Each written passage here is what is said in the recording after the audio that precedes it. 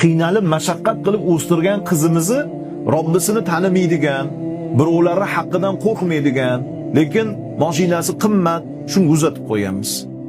Natija nima bo'lyapti? Biz 20 yil boqqan qizimizni 20 kunda qo'pol bo'lsa ham aytaman, foydalanib tashlab ketyapti. Nimaga? Birodarimiz sizdan oldingi odamning qizini ham shunaqa tashlab kelganda, shu uchun uyiga qaramang. Shu uchun mingan mashinasiga qaramang. Topayotgan puliga qaramang azizlar. Ahli ilm bo'lib turgan, Qur'onni yodlagan nechta bolalarni ko'raman, sarson bo'lib yuradi. Bermadi qoraka qizini deydi. Falonchiga bordim, bermadi deydi. Nimaga? Nech pul topasan oyiga? Nimang bor, nimang yo'q?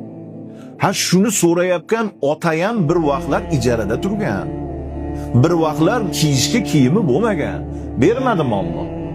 Rizq qilib bermadimi?